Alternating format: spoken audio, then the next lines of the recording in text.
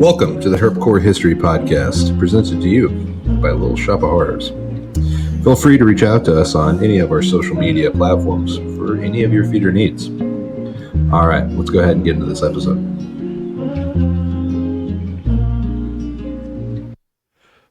All right, tonight I am joined by Mr. Wayne E. Howell. He was gracious enough to join me tonight. Thank you for being here, Mr. Howell. Absolutely. How are you doing today? I'm doing great, man. I wish I was in the field right now, but I got to stay out of the field sometime.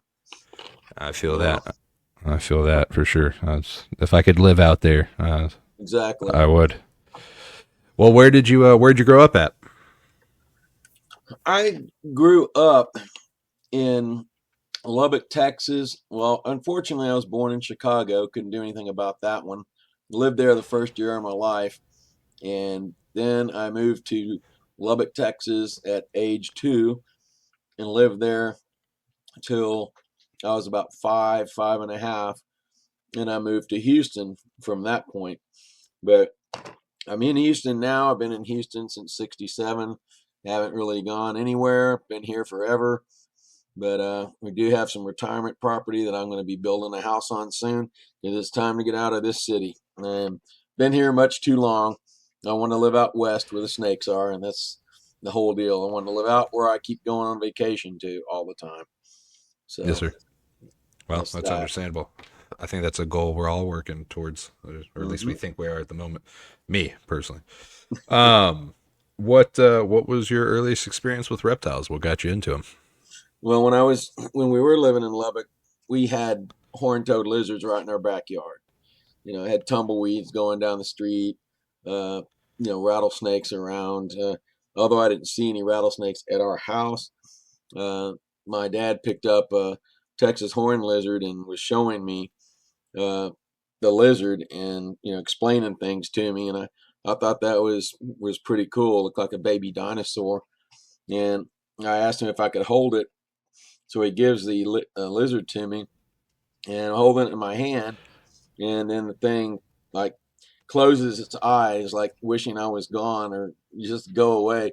And it squirts blood all over my shirt. It totally freaked me out. I thought I heard it. I thought I killed it, and I was screaming and crying and all upset about it. And my dad was trying to explain to me that's kind of what they do when they're scared or try to they feel threatened, and it kind of made me feel better. But that was my first experience, and the first herp I ever held was right in my backyard, a Texas horn lizard.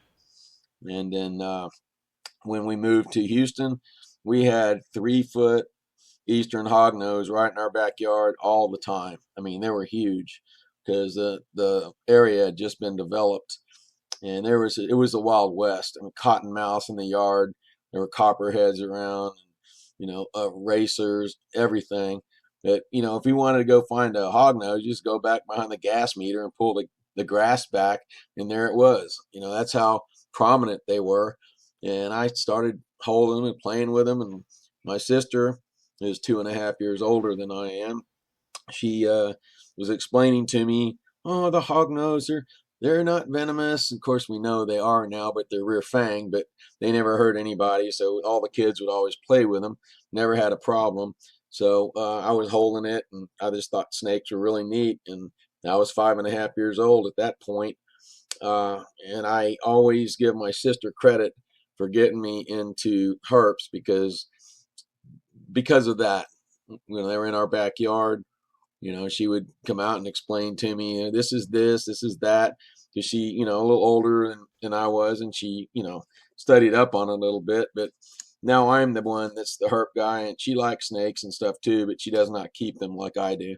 But I always give her credit for getting me started out with liking reptiles. And so I've had them all my life, literally all my life.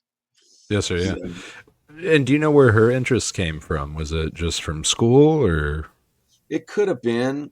She likes shells and rocks, and is always looking down at the ground. She's just kind of that kind of person. She just likes animals, nothing in particular, just basically all animals. So, she does not keep snakes or anything. She's definitely not afraid of them. but she just kind of almost like she passing the torch on to me when we were little. Yes, But sir. Yeah. yeah, She gave I you the don't know bug. where it came from. I guess some of it could have been in school, but probably her natural interest, I would think. Excellent. That's beautiful. That's beautiful. And so after, you started finding your first snakes and those memorable moments, at what point did you start keeping something? I would go out in the field next door. They got apartments built there now, but when it was field, I was there like 24/7. We're always building forts back there. All those kids are playing together. We'd chase snakes and whatever else was out there. And I just we would find all kinds of stuff, glass lizards even. There's a lot of stuff that was out here in the 60s that are extinct now over here. Even diamondbacks and horned lizards were in this area at one time. And we're basically the city of Houston now. And they had everything, racers, cottonmouths, copperheads, water snakes of all kinds. And just, I mean, they even had crawfish so big that they looked like baby lobsters. That's how big they were. So it's Hmm. just obviously changed since then. And, you're lucky to find anything in your yard nowadays of a snake, I should say. You might find Yes, a sir. ribbon, maybe a ribbon, copperhead every now and then, but I mean, we're basically right in the city. So, but it used to be the Wild West out here, and I just was always in the field, looking for stuff, Yes, always. sir. Yeah. Excellent. And so at that point, were you collecting, the little thing you found that day, bringing it home and keeping it for X amount of time? Yeah, Was that kind of your I would, first? yeah, I would catch all these ribbon snakes, water snakes, rat snakes, and then I would put an ad in the paper when I was like, I don't think I was maybe 8 or 9 years old, even put an ad in the Houston Chronicle, snakes for sale, and what I met so many cool people that I'm still friends with today uh, because of putting ads in the paper. And they wanted to know what kind of snakes I had, and I kind of told them. Well, they were more advanced than I was. I was just excited somebody was calling me wanting to buy Yeah. snakes. But when they found out what I had, they were politely said, "Okay, well, I appreciate it, thank you." Because they're thinking, rat snakes, milk snakes, king snakes, probably. And here I am, a little kid with water snakes and menial stuff like that, garter snakes, that kind of thing.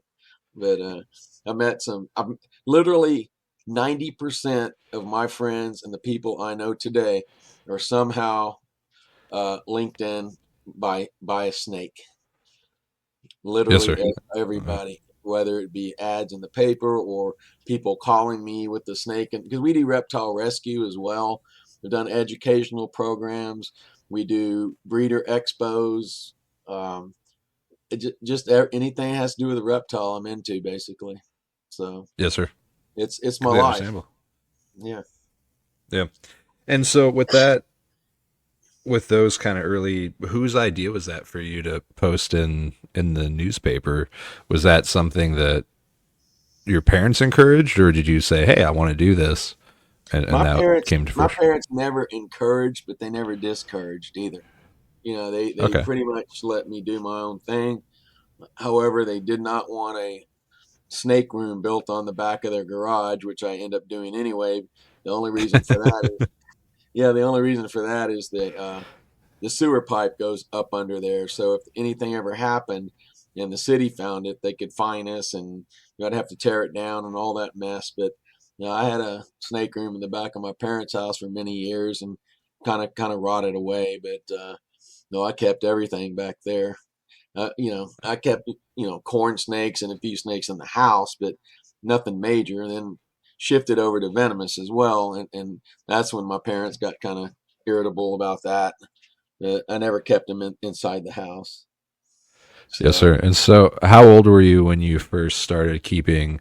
Not even necessarily, something not native, but with more of an understanding of keeping, you I guess. basically want to know when I really seriously got into it and not just dabbling, right? I guess. Yes, sir. Essentially, well, I don't know if like really serious because I feel like when I was like I would say when I was 12, right? I was like, oh, I got my first pair of corn snakes, and then it was like, okay, what am I doing here? And I'm really trying to learn.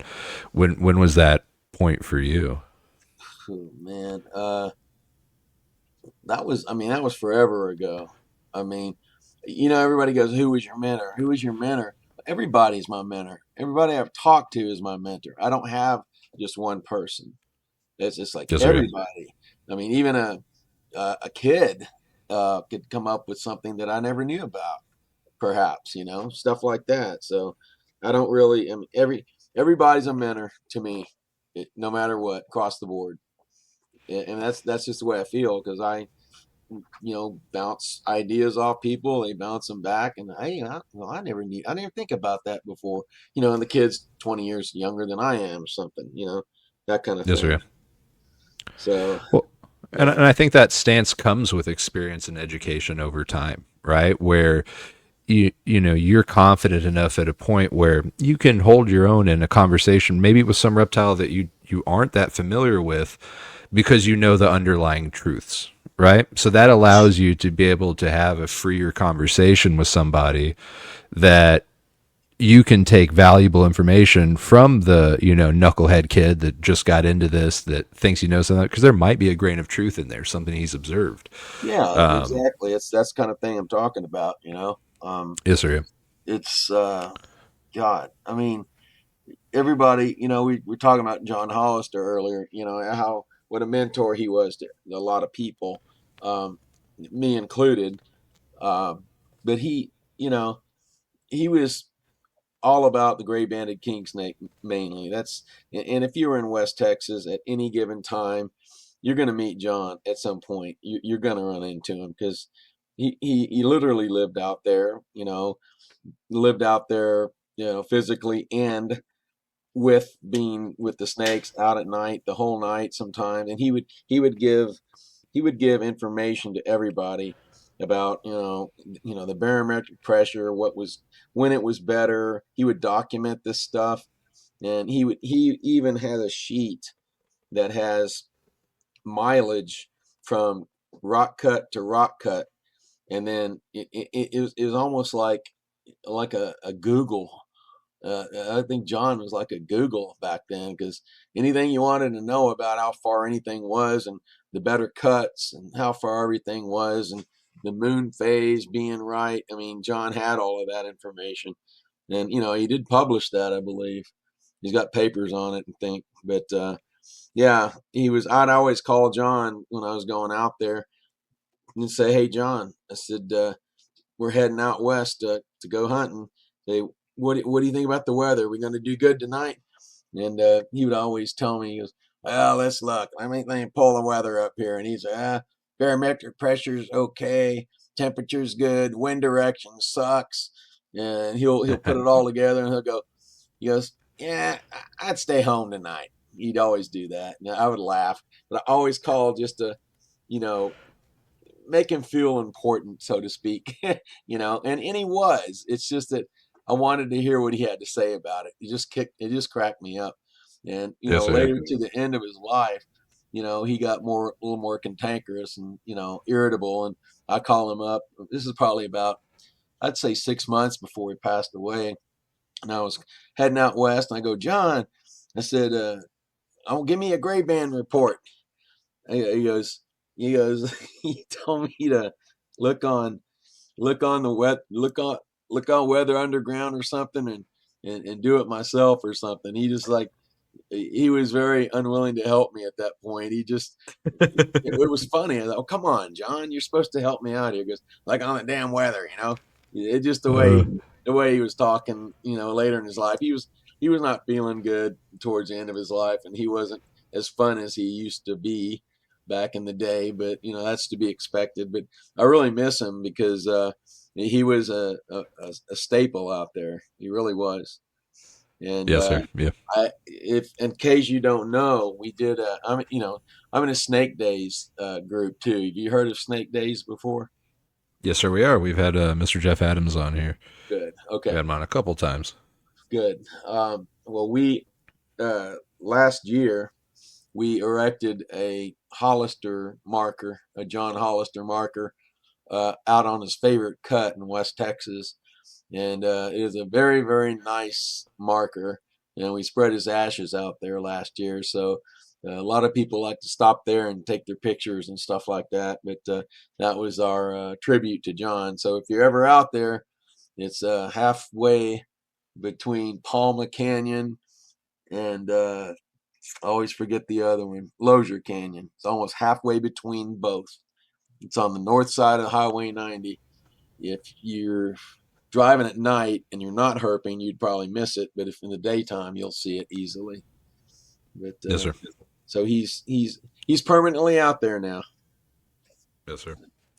Yeah, no, it is very unfortunate that I did never get to meet him, but I think that I think so far almost every guest has come on and said something about him. So hopefully we get to preserve as much of that history of what he's done and what he gave to the hobby. When you think about just that spider web of that spark you set off in somebody, how does that expand and spread and grow and that kind of brings to the point. When did you first hear about West Texas and had the itch to go out there? It was in 1981. I'm an old guy, man. So I graduated in 81 high school. And in 1981, we got these forms sent to us to fill out. And it was about what our interests were. I mean, I don't know who this was that put it out, but just fill out these forms and send them in. So I did that, and I got a phone call from somebody saying, "Hey, this is in regards to the form you filled out. It seems like you're interested in computers and this kind of stuff, blah, blah, blah, blah, blah." So, well, we're having a meeting at the Exxon building off Richmond here in Houston every Thursday night, and we'd like you to come. And there's a lot of other kids from different high schools going to be there too. And we're going to discuss, uh, it's so long ago I can't remember exactly what they said, but they wanted to just discuss people's interest and all that stuff. So we're all together, and what it really was there was some people that had worked at the Exxon building, and 7 stories the building was. And what we would do after that first meeting, we would go collect all the printer paper every Thursday evening, get the little laundry carts and go floor by floor and gather all the paper. And then we would, at the end of the year or end of the summer, we'd cash it in and take a big trip. And we had 2 people that were basically running the show. And one of them guys' name was Gene. I can't remember the other guy's name, but they said, we're going to go out to Big Bend National Park. We're going to go out to Fort Davis. We're going to ride the river out there, and we're going to do this for, I don't know, I guess it lasted about a week, maybe 10 days. And anyway, I didn't know anything about that. We were supposed to go years ago when I was living in Lubbock, but my aunt and uncle showed up and they ruined the trip. So I never got to go when I was little. Probably would have fallen in love with it then. But, yeah. So when I was out there, first place we went was Fort Davis. And to this day, I think Fort Davis is one of the best parks that I've ever stayed at. And I always go there every year. 1981's the first time I went out to West Texas, and I've been going back ever since because I love it so much. And multiple times a summer, I might add.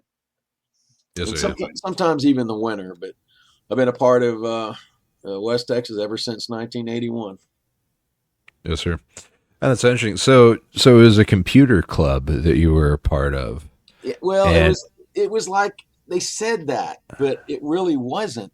It was just an opportunity to get people together.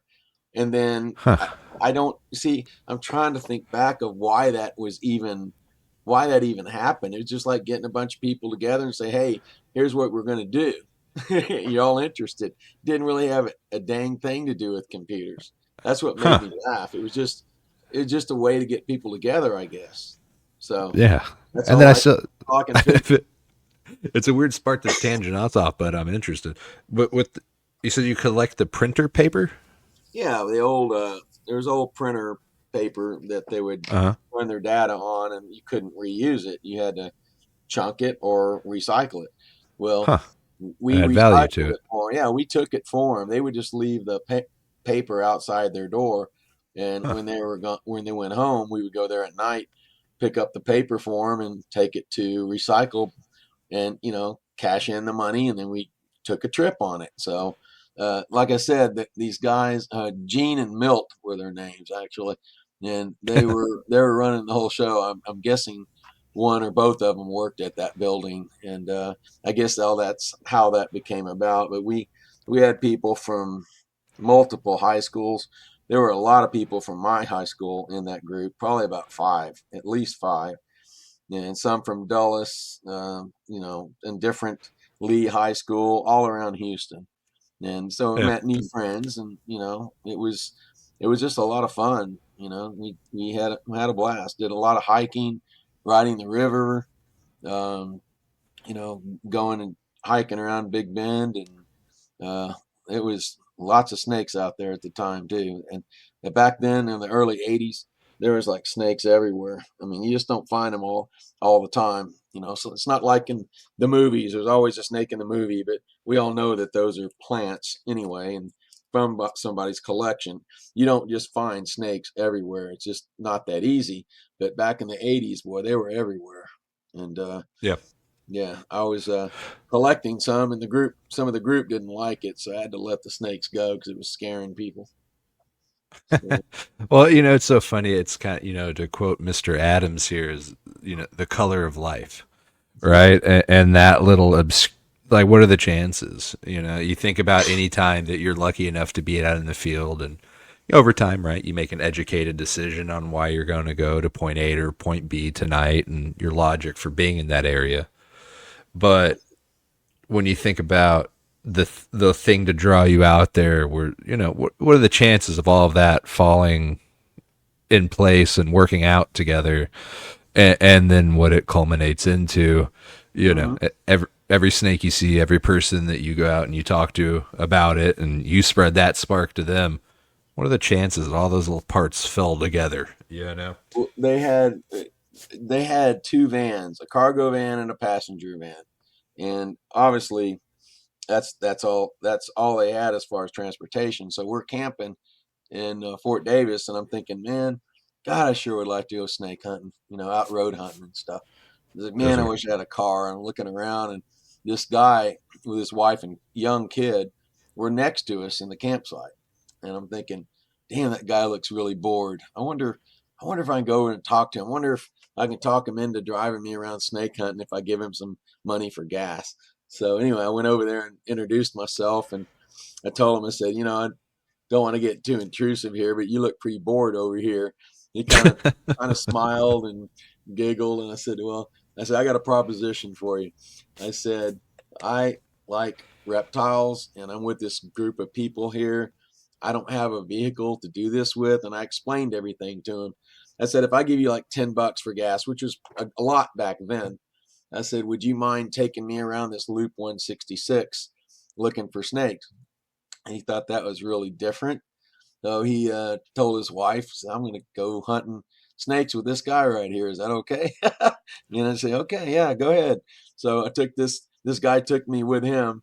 And the first snake I caught was on Loop 166. It was about a 3-foot Mojave rattlesnake, the most beautiful one I've ever seen. I didn't even know what it was. I thought it was just a glorified, really nice looking Western Diamondback. But, pinned it behind the head, which I should not have. Oh. Yeah, I didn't have tongs and stuff back then. So Yes, sir. I got it in the pillowcase. The guy was holding the pillowcase for me, and I dropped the snake in, tied it up. Everything was fine. Then I caught a diamondback itself. It was really, really rough. He was, actually, the thing ended up not making it because he thrashed on me so much. It injured him trying to get him under control. So anyway, he didn't make it in the long run, but I had sacked him up. He was live at the time. But anyway, those are like the only two snakes I found that night. Anyway, the guy said, he goes, I've got this gun here. And if one of them son of a bitches gets out, I'm going to blow a hole through that son of a bitch. You understand me? I go, yeah, nothing's going to happen. I promise it'll be okay. He was real nervous about it. But anyway, by the time we got back, he said he had the time of his life. He thought it was pretty cool. And yeah, till this day, he was from Louisiana. I remember his name. I just can't come up with it at the moment because I'm laughing too much about all that. But it was interesting. So yeah, I'm always, if I'm out there, I've got a snake hunt. I cannot not snake hunt if I'm out west. Even if it was wintertime, I'd want to snake hunt. So Yes, sir.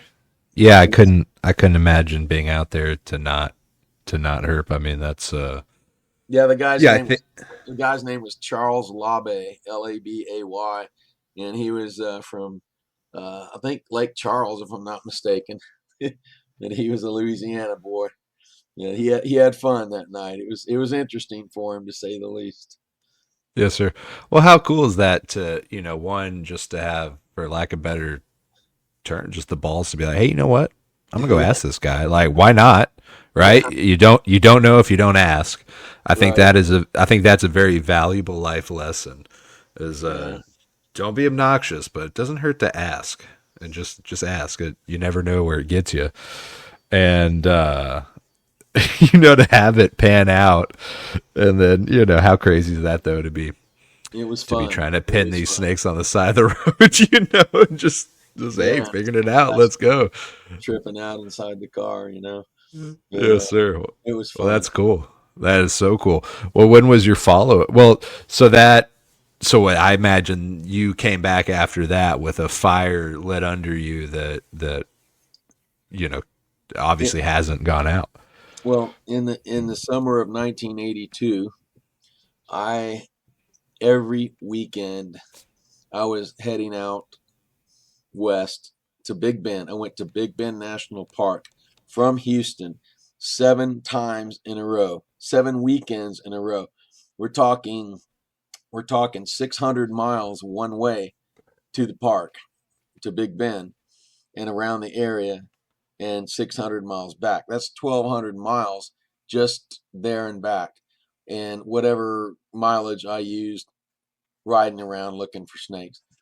I did that 7 times in a row. So we're talking, for about almost 2 months straight, back and forth. I did that, put miles on my car. So that's how into it I was. And I would just drive up to a ranch gate. If it was open, I would drive in, meet the rancher, tell him what I was doing, and ask if it was okay if I looked for snakes. Some of that went well, some of it didn't. You know, some of them say I can't let you do it because I lease this land out for hunting, and I can't do it, even though it's not hunting season for like deer. They said I couldn't do it. So anyway, most of the time, everything was great, and I met a lot of people remember this guy. Mr. Harlow. He owned the Harlow Ranch off of Juneau Road, 163. Fred Harlow was his name. Super nice guy. He owned thousands of acres out there, and I just asked him if he would mind if I snake hunted out here, and he goes, "No, go ahead." He was telling me about some caves around and all these cool things I could check out, and anyway, I would just sleep in my car, and wake up early in the morning and start looking around and collecting again. And I would stay over there 2 or 3 more times throughout the years, and just a super nice guy. He even gave me food. I didn't Back then. I didn't carry anything, like maybe a water bottle with me. I didn't even carry food or a cooler back then, and he would just give me like bananas and oranges or whatever. And I was just one of those kids that would just take off, wouldn't think about where I was going, how much money I needed. I just go to get out there, and that's kind of how I rolled back then. So very aloof, and just heading out doing what I wanted to do. But I met a lot of nice people that way, and sometimes it doesn't go very well. Just get the hell out of here. I don't want you over here. I don't like Yeah. snakes. I don't like snake hunters, and blah blah blah blah blah. So, Yes, but I sir. don't have too much of that. Yeah, no, but again, how cool is that? Because I think that is very much so opposite of my personality, right? So that's kind of it takes the just ask mentality and turns it up to 11. Yeah, And that's so cool that it played out, for you, and the interesting experiences, and especially in that young point, you were just out of high school and just kind of figuring out what's going on, and that's how you did that. Think about how much that shaped kind of who you are, right? That's so Mhm. obviously you were already that person. And what really gets me is, back in the day, you could actually, it was a gray area. The spotlighting part was a gray area. It was Yes, really sir. kind of illegal, but they didn't have it written in the law like they do now. Um, but back then, I didn't know anything about the rock cuts. I just drove. I just road hunted. That's all I did, and I did pretty well at it.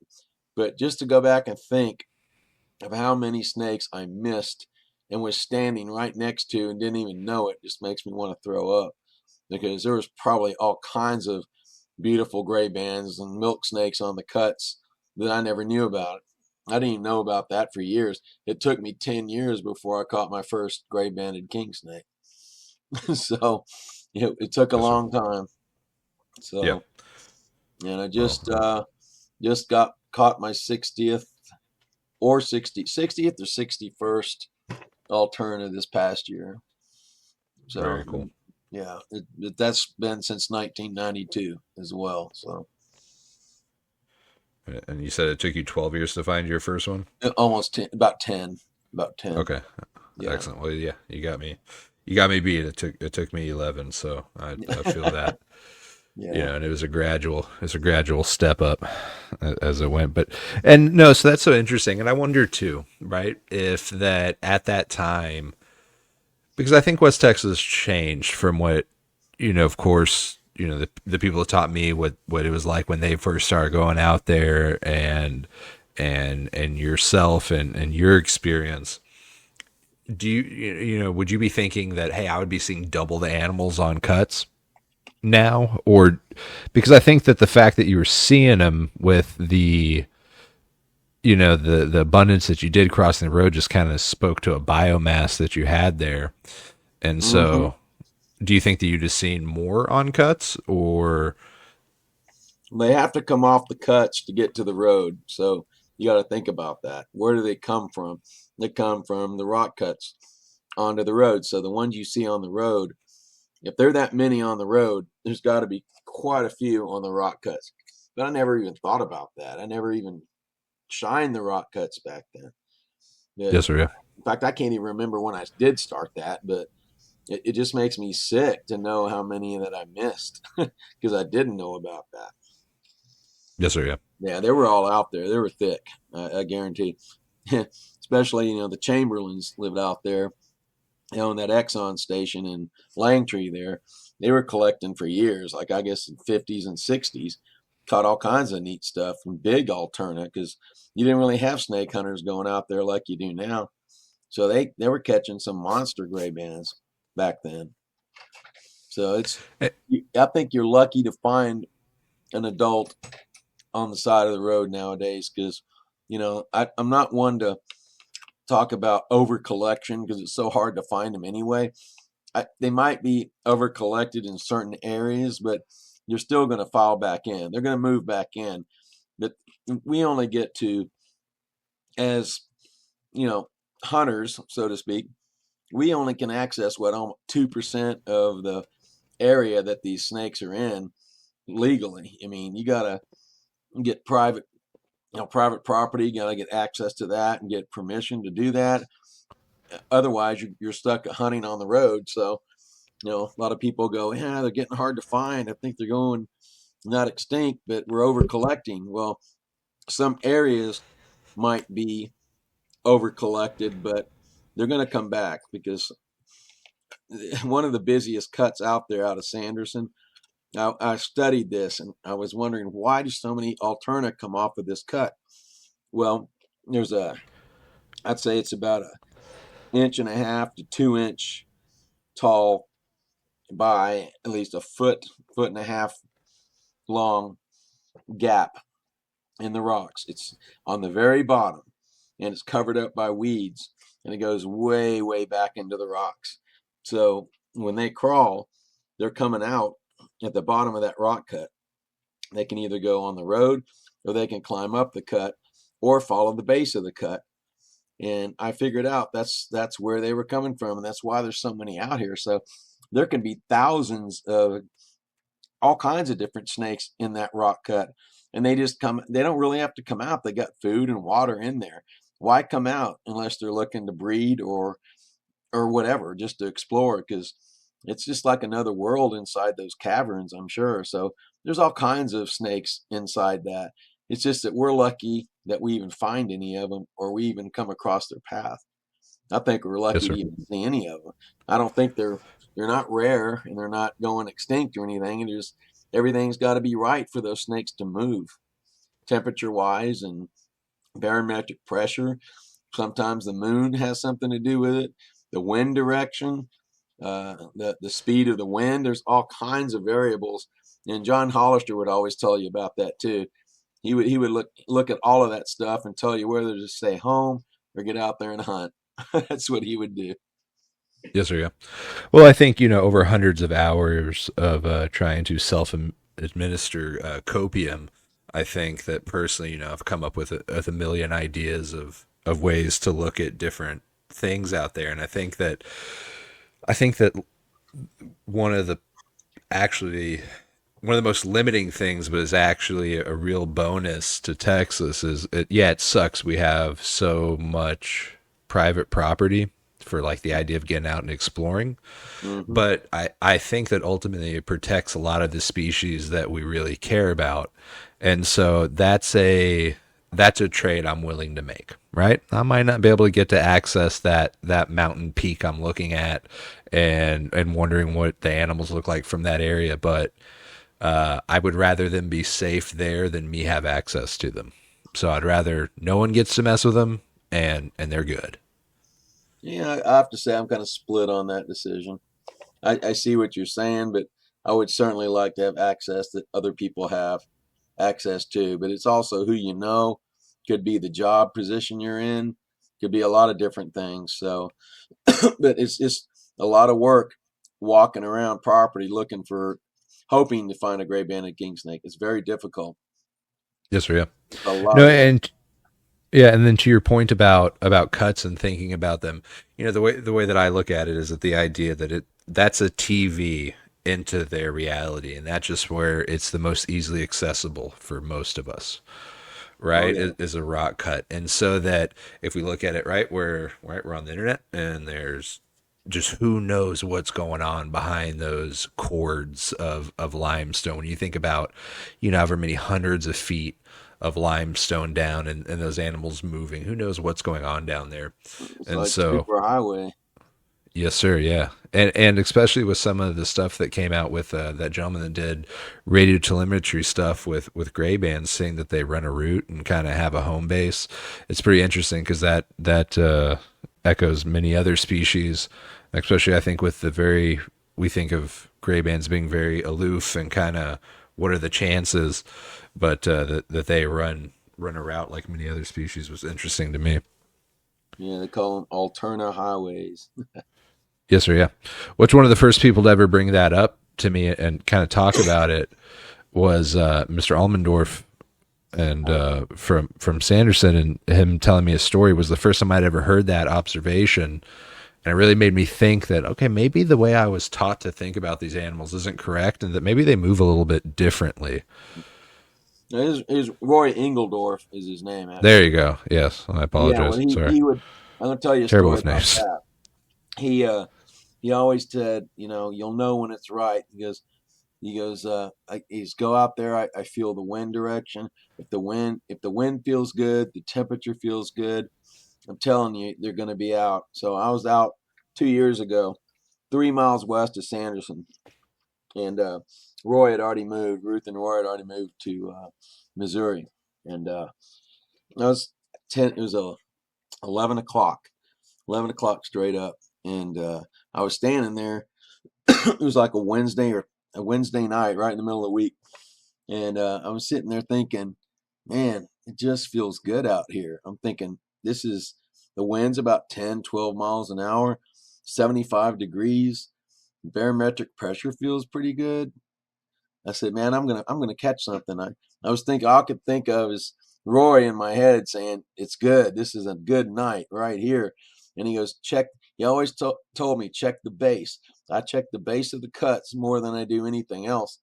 And I'll be damned if I did not look down at the base of that cut, and like 15 seconds later, this light phase alterna was ripping down on the bottom, going through the weeds, and it took me like 30 seconds to get it under control because the weeds were real high, and I was trying to get a hold of the snake without losing it. And it's about almost 2.5, 3 feet at least. It was a nice, looked to me like it was a female at first. And I just stood up. I was looking at it. Something caught my eye, and there was another one coming straight down. I did not even move my feet, and there's another one coming down the cut. And I'm thinking, okay, wow, this is the male tracking the female, I bet. So, and I looked at the tail. I go, that does look like a female, and I was all excited about it. And that snake got in my range about 30 seconds later, and I plucked that one off the rock cut. That was the first snakes I found of the entire trip. It was May 17th, 2 years ago. And then I put them in the pillowcase together, hoping they'd breed. Never saw any activity. And I probed them, and one of the probes went really deep, the dark phase that was coming down the rock cut. That was definitely a male. But the other one only went about, I'd say 4 to 5 scales, which is a little bit too far for a female. I'm thinking, man, I just don't know. Well, they never bred. They never showed interest in each other. So obviously I've got 2 males. So those are the first snakes I caught of the trip. I could have gone home happy right then, but I stayed out for another 10 days and caught some other cool stuff out in the river road and Black Gap and all that. But yeah, it's right now is a good time to go. I hear that Fort Davis is rocking now because they had so much rain. There's a lot of stuff moving there right now. So right now is a good time to go. Yes, sir. Yeah. Yeah. I mean, I've been watching the weather. My work doesn't allow me much time to go herping at the moment, but I watch the weather. I know where I would be. I can't be there. Where are you? Where are you? Where do you live? Oh, I live in San Antonio. Oh, okay. Yes, sir. So I'm a little bit closer. Yes, sir. But listen, I'm always threatening my wife with a move out west. It's either at this point, it's either I've been threatened with divorce, so I don't know. I'm weighing it. We'll see. Snake hunting's pretty damn fun. I love it. Yeah. Well, West, if San Antonio, if I could just delete that drive from Houston to San Antonio, that would make me happy enough right there. Yes, sir. Well, it's a sliding scale, right? Mm-hmm. I don't go out there as much as I could. I pulled a one-nighter not too long ago, and that was very much so. I did sleep there and then come back in the morning straight to work, and there was hell to pay the next day, but it was worth it. It was fun to do it. But then you hear the stories of, Mr. Hollister later on in his life ripping down the road on a scooter with a light, and you go, what are my excuses for not going out there? Like, what, 'cause I'm going to be tired? Like, get your ass out there, dude. We were out there that same night, and I told my son, I said, come on, get in the car, because he's sitting there smoking with a freaking oxygen tank on the back of that thing. We were just expecting to hear an explosion that night, the big fireball and stuff, but it never happened. But he had, I didn't tell you real quick on that one. When I first met John, it was 1987, and my friend and I were, you weren't even supposed to hunt snakes back then. In 1977 to 1987, they were all protected, right? So we had to be real careful with what we were doing. So I'm sitting there spotlighting with an old Brinkman spotlight with all the slide switch in the back, and they got real hot quick. And so my friend's driving, I got the spotlight out the window, and it was like, I don't know, an hour into darkness, maybe not even that. And didn't hear anything, didn't see anything until all of a sudden this white sedan with a mirror, or not a mirror, with a spotlight on the side of the car, slides in between the rock cut and my car, and it scared the hell out of me. I thought, oh God, we're busted. It's Parks and Wildlife, man. So we're done. I dropped the spotlight down on the floor. I thought I turned it off. Over the course of about 30 seconds, I smelled something burning, and the bottom of the car was getting ready to catch on fire. That was one problem we had back then. So he just scared me so bad. And the guy gets out of the car, no uniform, got a cigarette in one hand and a cup of coffee in the other. And I'm looking at this guy, and he goes, "How y'all doing tonight? You having any luck?" I'm going, "Who in the hell are you?" I said, "What in the hell are you doing?" And he goes, John Hollister. And he shakes my hand and all that. And, I've been hunting gray bands out here for years and blah, blah, blah. And I just want to see how y'all were doing. And like, well, you scared the hell out of me. Thanks a lot for that. And it's like, that's my first meeting with John. He scared me to death that night. I thought we were going to get busted.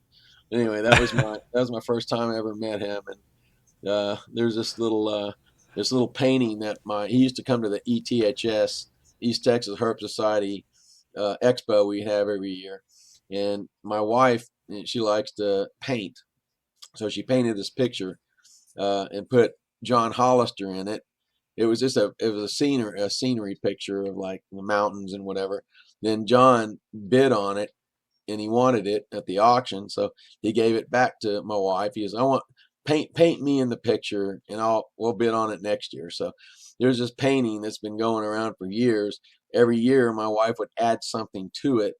And he liked, I think he liked Irwin's, what's her name? The Irwin's wife. What's her name? Oh, I can't remember. I know what she looks like. Yeah. What the hell is her name? Terry, I don't know. yeah, I'm terrible with this. Terry. He goes, Okay. I like Terry. I need to put a picture of me and Terry in there or something. And anyway, so he added all this stuff in there, and we bought it when I did a little presentation on John at Snake Days last year about that picture to show everybody, because that picture there must have raised, I'd say a couple of $1,000 for ETHS. And we own it today. We end up getting the picture back, but John just loved it because he wanted to see every year what Kim would put into it, and it's pretty cool. It's a little I don't know, not oil painting, but I guess watercolor or something. Can't remember. Yes, sir. Exactly. Well, But anyway, yeah, I would love a picture of that just for yeah. that's Were you? interesting. I don't know. You might have seen it. Were you there last year? No, sir. I don't. Yeah. I don't. Yeah. No, sir. No, I wasn't. Well, that was John. Yeah, everybody knew John. For sure. He was a important piece of West Texas history. Let's put it that way. Yes, sir. No, excellent, excellent. Yeah, and that's so interesting. And so, it sounds like your wife's into field herping too. That's very cool. What was her first trip out there like? I chose very wisely. Yes. Yes, sir. She loves it. She teams up with other women out there sometimes, and it's the guys against the girls sometimes. And she'll catch a rock rattlesnake for me. She won't catch anything too big though, because she has her limits. But yeah, she collects, and we usually go in 2 cars so we can double up our chances. So yeah, very cool. So I'll go with one of my sons one night, and we'll trade off, and the other one will go with her. And sometimes, friends' wives come out there, and then it'll be the girls against the guys type thing. So yeah, she's very much into it, and she's got birds and lizards and all that. So we got a zoo over here for sure. Very cool, very cool. Well, that's good. It's always fun to be able to enjoy all that with your family and make the most out of it. It really does add to it for sure. Oh yeah, yeah. Been into it. Well, excellent. So you were saying you were up to around 61 Alterna. What are some standouts for you? Any really weird localities, or I don't know. I guess we won't talk about that. But as far as I know, 7-8 years ago, I was the only one to have a living specimen from Lemon Gap, which is 15 miles east of Marathon. It's got like the flats. It's all flat, and then you go up into the mountains there, and then it's got like 7 S curves with the rock cuts through there. They're not really volcanic. They're not limestone or anything. They're very different. But I got bored on 385 north. I went like 30 miles up. I said, man, here's just not look good for Alterna to me. I had some friends with me. They said, well, they caught one here 2 years ago. I go, well, it doesn't look good to me. So I'm going to leave and just head back to Sanderson. We're going to hunt all the rock cuts on the way back. Well, right, the first one you get to, they call it Lemon's Gap. And my my kids and my wife were on the right side. I went across the street, walked right up to an alternative that was crawling on the dirt. It was about 1.5 feet long. And at that time, I was the only one with a live specimen from that cut. There had been 2 others over the course of the years that had been found there, but they were all roadkills. So mine lived for 3 years and did great. And then one day it was dead for no apparent reason. It just died. So, and then a year or 2 later, a guy and his wife caught from San Antonio as well. They caught an alterna that was close to that, the closest locale to where I caught mine. You could consider it, locale specific. It was close enough. And they caught a female. So I was trying to talk them into, hey, let's put these together and breed them. But they never wanted to do that. So we never got them together. So now that male's dead. And I don't know if their female's still alive, but that was very interesting because it was something I really didn't plan. I just decided to leave and go to another area because it's just, you don't know. You stop to pee, or you stop for whatever reason, could change your luck one way or the other. Yes, sir, yeah. I've caught a lot of snakes that I would not have caught if I hadn't been stopped by Border Patrol or talked to somebody or whatever. So, but again, you could do that too and not know what you missed. You'll never know what you missed. So it can go both ways, but that was pretty cool for me. And I think most I've caught in a year has been 4. I missed 1. I would have had 5 one year, but some people catch 7 to 10. John told me he caught 10 in one night. And that was a lot. So that was a long time ago, but yeah, that one was pretty cool for me because that was something I wasn't expecting. But I got lucky, and that was a kind of a rare find. And yes, sir, yeah. Not too long after that, Roy Engeldorf and somebody that he was with found a roadkill there. So there's been several roadkills found there, but I think I'm the only one that had a live specimen at least for 3 years. So that was probably the neatest find for me. Yes, sir, yeah. No, I mean, anytime you find an alternative, that's a good time. But especially as times pass, the idea of finding stuff in obscure areas is the most interesting to myself. Mm-hmm. That's I can only find so many Blair's phase, and then I got to find something. Yeah, well, any gray band's good to me. Even if it's ugly, I like them. That's what I like to find. I like, rock rattlesnakes, lepidus, blacktails, and all. I like all that too. But, I'm just, if I'm going to be taking anything home, it's going to be a gray band. Yes, sir, for sure. Yeah, no, I definitely understand that. And, yeah, it's funny. Leps took me quite a long time to finally find. And now, I don't even know. I'd have to check my logbooks to see how many I've ran into. But once I figured it out, it's like, I can find a lep. They're pretty easy to find. They're really prolific. Yes. Actually. Yes. Yeah. It's a super common and then also just so cool. So much cool variability on those, and pretty consistent from area to area, and definitely some standout animals where you go, holy crap, that thing's purple. Look at that, Yeah. That's definitely always a treat to see. A few years ago, I was walking a cut and I saw one crawling, and it was following something, and I was like, "This is cool." And especially at this point now, I don't even touch the majority of the animals I see. I just like to watch them, observe them, and kind of what can I learn from this little interaction. And the animal ended up crawling down the cut, and I have like tall boots on, so I'm not worried about it. And the animal beelines right in between my legs. And I'm like, what the hell's this? And there ends up being right where my ass was squatted down for the 15 minutes I watched this animal work its way down the cut. There was a lep under my butt.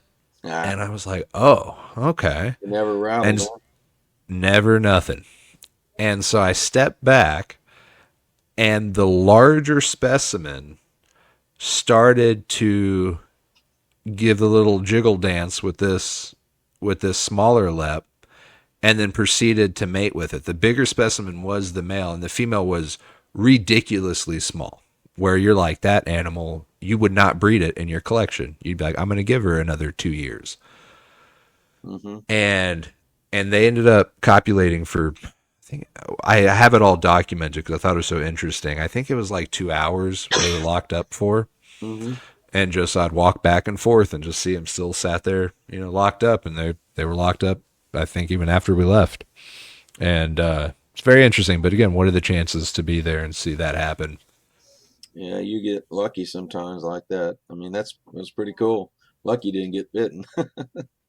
Yeah, no idea. No idea, How many, do you have any Alterna in your collection now? Yes, sir. Yeah.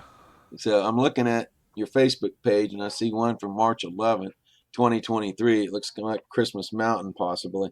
Buckskin color, real nice orange. Do you have that one? Is that yours? That's a Madeira. I'm pretty sure you're talking about it. I think that was a Madeira Canyon, and that's from Brian Box. Yeah, I was gonna say Brian. That looks like a Brian Box snake for sure. He's got some nice animals. Yeah, very nice. Yes, sir. Yeah. No, I think one of the animals that I'm the proudest about is I have a Glass Mountains male. Oh. But that was at that point I'd learned my lesson to where if I see an Alterna, I'm diving. I don't care if there's a cactus there. I do not care. I'll take a rock to the face. If I see an Alterna, my first goal is to get my hands on that animal. And I was walking the Glass Mountains and just saw a little just blurb of color, and I was like, well, that's either a crazy looking leopard or an Alterna, and we're gonna find out. And so I dove. Everything went flying from every pocket I got. I got my hand on that snake. I started screaming like a little girl, calling my buddy to run up there. He came up there. We got it out of the, it was hooked around a root, gently worked it out, and holy crap, that was a very, very cool looking animal. It reminds me of, again, another Hollister story. It's, he was with his, this girlfriend of his at the time. Her name was Sharon, and they were on 277 North, way past Buffalo Creek somewhere, and John spotted an Alterna up the rock cut quite a ways, and he was going to have to climb up to get it. So he went up there and started climbing, and I guess Sharon was down there with the light. He's up there trying to get this snake, and it's kind of behind a rock, and he's got a hold of it, but he can't get it without hurting it. So he's got to try to wedge this rock loose. And it was a pretty big rock. And I was out there when this happened. I saw it the next day, but he pulled that rock and ended up being like 100-pound rock coming out, landed on his arm with the snake in it in his hand, and is like crushing his arm, and he's sliding down the rocks, and Sharon's like tripping out. Oh my God, what do I do? Oh my God. So she goes out and tries to help him get the rock off his arm, and he goes, fuck the rock, get the goddamn snake. Get the snake. Hell yeah. His arm is shredded, right? He doesn't care about his arm, right? He just wants the snake. Yes, sir. So that's sir. Everybody, every Alterna hunter is like that, I think. Yes, sir. He showed me the arm the next day. It was a mess, man. He had to get it fixed up and bandaged, but they caught the snake. And that's just like me, yeah. And that's what you were saying. Dive after. Listen, sir, do not let it after day 6, and I'm walking 8+ hours a night. The only reason I'm alive is to find a gray band. I don't care what happens to me, as long as I get that little critter in my hands. I do not care. I get it. Yes, sir. Yes, sir. I can get stitches. We can fix this. But if I miss this thing, that's mental trauma I can't deal with. I'm gonna go home and cry. Fall off a cut, though. I know some people that fall off the cut, all in the name of gray bands. Hey, I don't want to go that far. No, that does seem bad. One of the yes, sir. I've definitely ran into some creepy experiences on top of a cut where you go, this is a weird thing I'm doing. Yep. But there's no place I'd rather be. I think for sure, West Texas is a magical place. The oddities you run into, the unexpected things that you see, you never know what's going to be around that corner, and that motivation to keep going. Yep. Exactly. It's so funny how you can be tired as hell, and then you find an Atrox, and well, that's got me going for another 45 minutes. 5 hour I was, energy is my friend. I take it all the time. Works yes, really sir. good. Those don't work very well for me. I'm a cold towelette after my third energy drink. After that, I know I'm going to be sick, so I'll get a cold towelette on the neck. There's a tip for Yeah, because see, if not, I'll the thing with that, energy drinks a lot of fluid compared to a little, basically 2 ounces of liquid that it doesn't get you full, doesn't get you jittery or anything. You ought to try it because it's a lot better than an energy drink. I promise you. yes sir, yeah, yeah. No, for me personally, they tear up my stomach, so they just don't work for me. But I feel it. Yeah. Well, excellent, excellent. So what are some other highlights of your herping out there, or just herping in general? When did you take your first trips out of the United States to go herping? Well, for herping, we went to Belize. My wife and I, we had our honeymoon in Belize.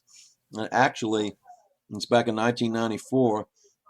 I was able to obtain permits via a friend of mine who is um, a biology professor at University of St. Thomas, and was able to get permits to bring stuff back. So when we got off the Ambergris Cay, we went on the mainland for 4 days.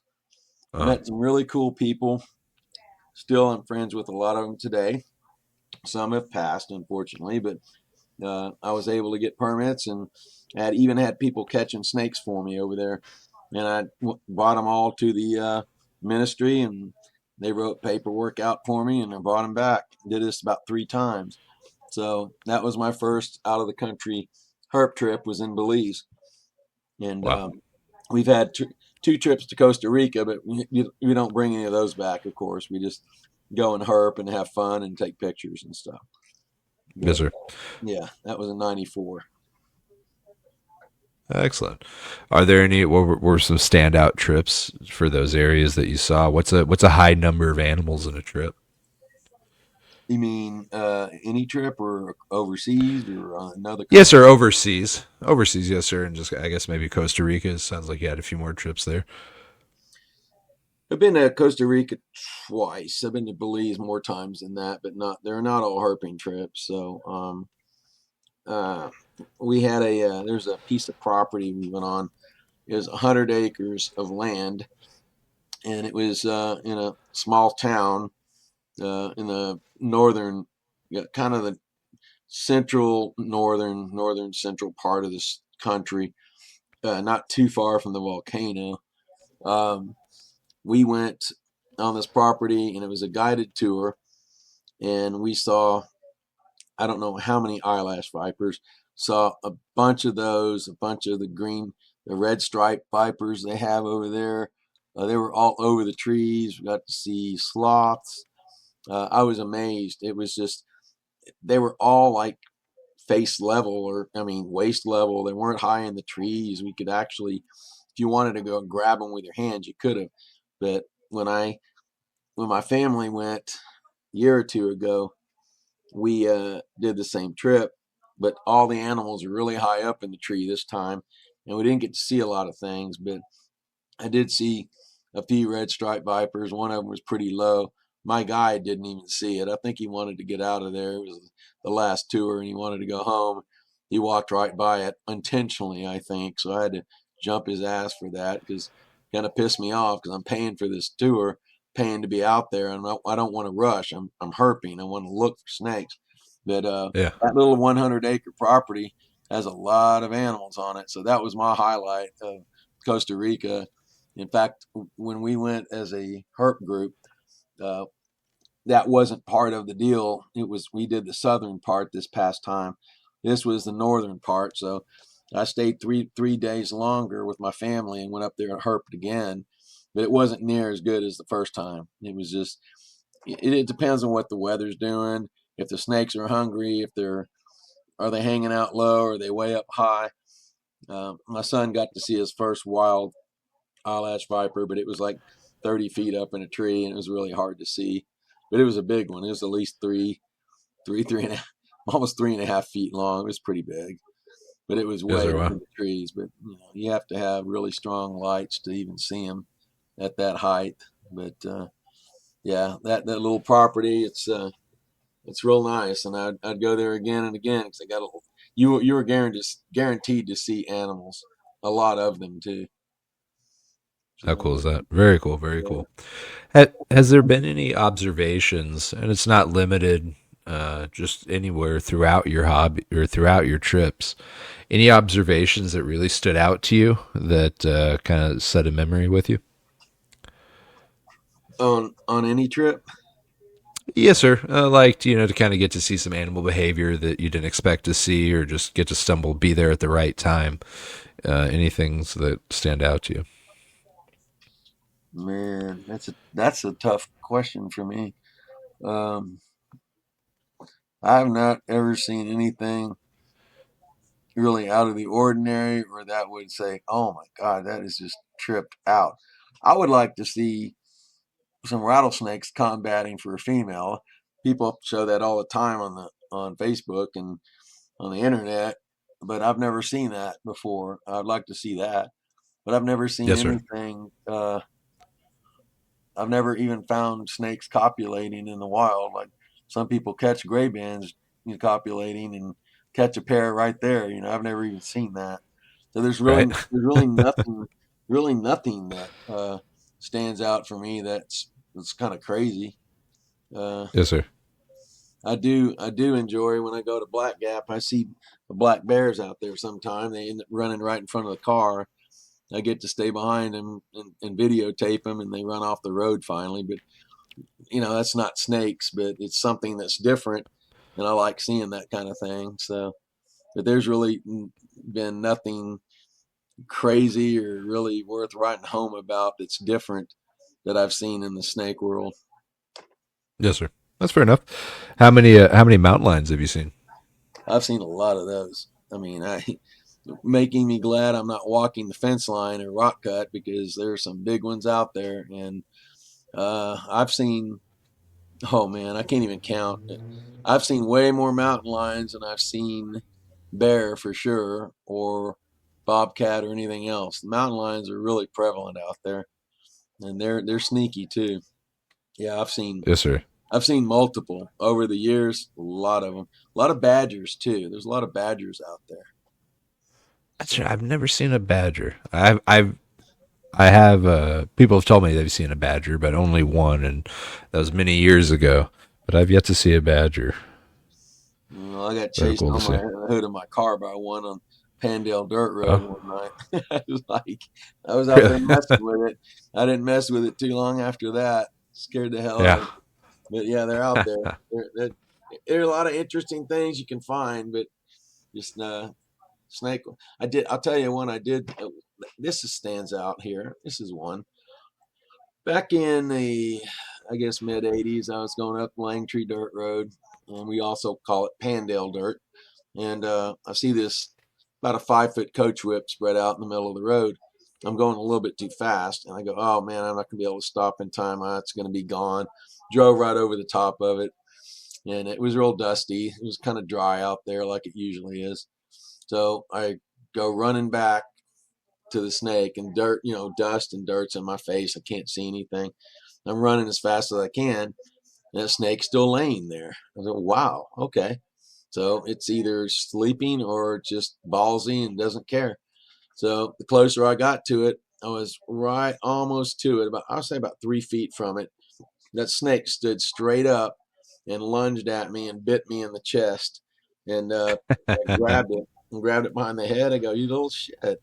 I took him off of me, and they're bleeding on my shirt. And I'm turning the snake's head, looking at him, and his eyes are like moving rapidly left and right, up all around, like the snake's thinking. I'm thinking, man, this is interesting. Then the entire snake just goes limp, like it died, totally limp. So I looked at it, I go, okay, well, I just dropped it and it fell to the ground and it laid on its back, its tongue sticking out like a hog nose. Huh. Then my friend comes up behind me and goes, man, what did you do? Did you run a snake over? I go, no. Now watch this. Watch what he does. I go, told him what was happening. And I said, this snake is going to flip on its belly and it's going to take off when it feels like it's safe. And so there's like 1 minute we were hanging out watching it, and tongue's kind of hanging out, just like I said it was going to do. And then snake flips on its belly and just shoots off and takes off under the fence. So these coach whips, not only are they smart, they've got great vision, they got great personalities for a snake, and they make great pets if you get them to eat and acclimate them. They really, there's a lot of people that keep them, and I really like them. I like coach whips.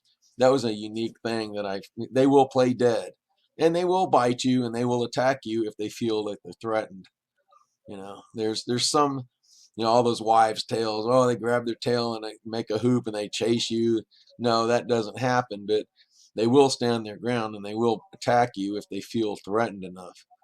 And but they're also smart enough to play dead when they feel like they don't have another option, which was very interesting to me to watch that. I should have got that on tape, but that was back before we had cell phones we could do that with.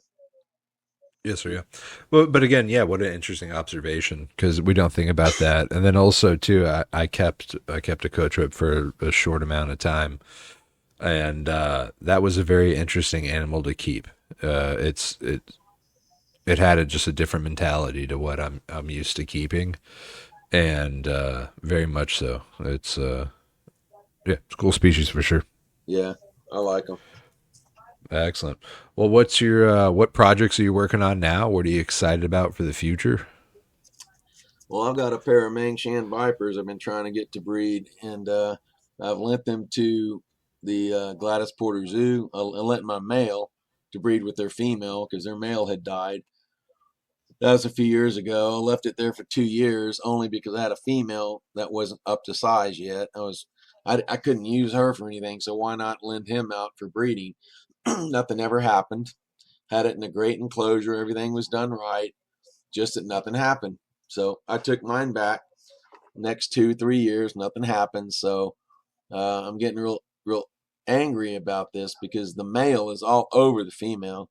She's body slamming him like, get the hell off me. I don't want anything to do with you.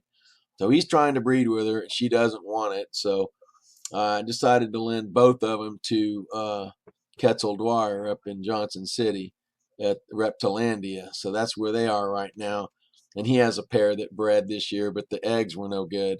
So hopefully next season we will maybe hopefully have two clutches because they're in a better environment. They got more room. The temperature is going to be cooler up there. So hopefully that's one of my projects. I've been hoping to have something happen as far as reproduction for several years. So that's my big project, I guess. I got some nice Transpicus rat snakes that are beautiful that I'm trying to breed. I got different rattlesnakes that I'm working with. And of course, I got a lot of corns, milk snakes. My son does ball pythons. He's breeding those. But I do I like the venomous a lot and milk snakes, king snakes, that kind of thing. So, but I haven't bred any alterna in a while. So that's coming up this year or next season. And hopefully some Mexican milk snakes, annulata. I'll be working with those. Uh, Basically, I mean, I got a different array of all kinds of different snakes. Just so many. Even I'm even working with some. I still call them Texas rat snakes. I mean, like to talk about Western rat snakes, which I really don't like the new. I don't like the new stuff. I have to admit. But anyway, I'm working with some of those that are leucistic and really colorful patterns, and that's about as simple as it gets. So and I do eyelash vipers as well, and different vipers. So I do a gambit of many different animals. So but the Mang Shans are my main hopes right now, that I can get something to happen with those. Yes, sir. Very cool species for sure. Very cool. Yeah. How has your brumation protocol changed over time, or has it been very similar, or do you do it at all? Seems like every time I do, I lose one or two snakes. They Huh. die, and I don't get it. So I kind of stopped doing that, and it seemed to really not matter that much if I hibernated or brumated them or not. Um, I'm not really big on it. I do have a chamber over here that actually, it's a cooler, professional drink cooler, and I modified it, and I do keep some snakes in there. But to tell you the truth, I really haven't found that does that much good for me. You know, Interesting. yeah, I just seem to lose snakes when I do it, or they get sick. So I tend not to really focus on that so much, but I just keep them at ambient temperature and let the weather do what it's going to do. And usually I don't have a problem breeding the next season. Yes, So, sir. Interesting. Interesting. yeah. Very cool. It's interesting how we can do it so differently, and feel like there's differences one way or the other, or not. It's Yeah. interesting debate that. Some people, they're strict and stringent about it and put their snakes down in like when November, and then take them out like first day in February and slowly warm them up and all that kind of stuff. I've done all that too, but it just doesn't seem to make too much of a difference. Very interesting. Yes, sir. Yeah. Yeah. Okay. No, no, good, good. Well, excellent. Well, before we get out, is there anything else that I should ask you about that you think's interesting that I've dropped the ball on? Um, well, you can ask me how much longer I'm going to be doing this, and I'll be probably till the day I die. That's how There much you I go. like it. It's always been part of my life. So everybody knows me as a snake man. Of course, everybody's a snake man to other people anyway. Everybody's the snake man, right? If you're into that, that's what they usually call you. But yeah, back in the day growing up, it caused a lot of concern with my grandparents and different relatives. Like, is this a phase? Is he going to grow out of it? I mean, you don't grow out of stuff like this. It's a true interest that we have, and I can tell you that I really enjoy talking to kids and we go to schools and daycare centers and stuff, and I guarantee you that the best reward that I can ever have is a kid coming up to me 20 years later and saying, I got into this because of you, or I went and studied. I've got a friend of mine that did that. I took him herping in West Texas for the first time. He was 11 years old. Met John Hollister out there too. He remembers that as well. We caught one gray banded king snake. That was it. Just one ugly dark face. Anyway, well, I would hang out with him, and he would take me to Splendor where he lived and catch milk snakes out there and stuff. And he was just so interested in it that he ended up getting an entomology degree and a wildlife fishery and science degree from Texas A&M. And he was also in the Corps, and he flew Apache helicopters. And now he's a commercial airline pilot. And the kid gives me credit for getting him interested in that kind of stuff, that just blows my mind because it's him, it's not me.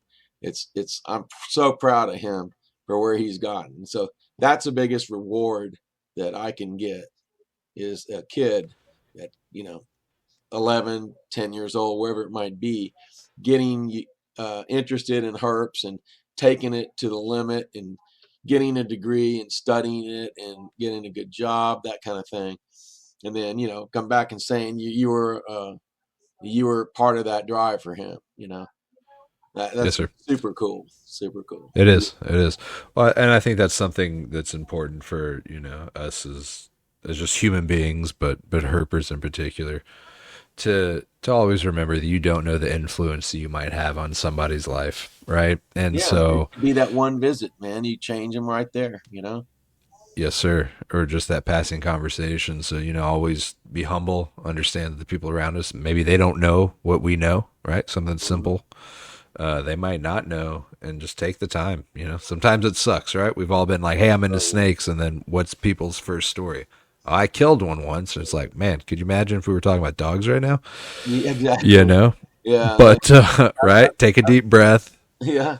I've changed a lot of people's mindset, and there's a lot of hurt people now coming up in the world. So I'm thinking a lot of it was probably due to just that, people teaching them, and they're getting interested in it. So we're the old folks now in the herp world, and before I was just young coming up. Now that much time has flown by. Now I'm considered one of the old herpers. So it's Yes, sir. interesting. Yeah. Yeah. Well, and just to see the customer base from when I first got into the reptile world, and then to see what it is now, the change in that demographic of what those people look like, and Quite their different, interests.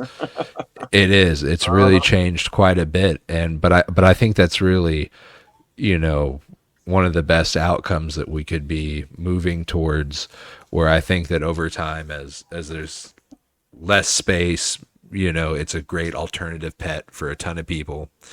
Hmm. Relatively, low maintenance. It's a very interesting animal, easy to care for all around. And, I think that hopefully reptiles get more popular over time. And I think that does good for wild populations as well. Yeah, that's been going on for a while already, man. There's people, just so many people into it now. In fact, we'll be going to the NARBC in Dallas this weekend. So yes, I'm always moving, doing something, going somewhere, and I enjoy that kind of thing. So I'll be heading up there on Friday. Yes, sir. Yes, sir. Do you remember what was your first snake show ever? Oh man.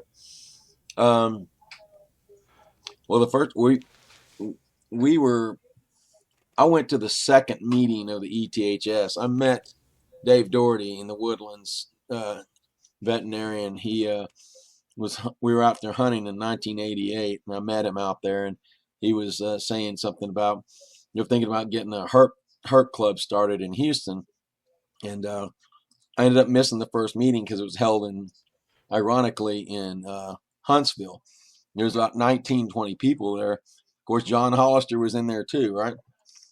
And I didn't make that one, but I made the second meeting and been a member ever since. But it's now basically shut down because it was a 1 day show. It was a very unique show, but that was the first, probably the first reptile show I was involved in. I mean, I don't know if I ever went to any before ETHS even came up, but my wife and I used to go in the 90s.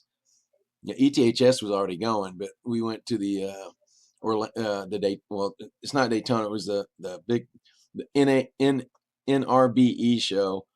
It's called that now, but it used to be held in Orlando. Now it's in Daytona.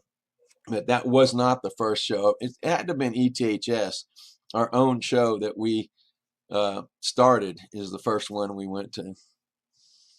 And so that would have been 1989, 1989, 1990.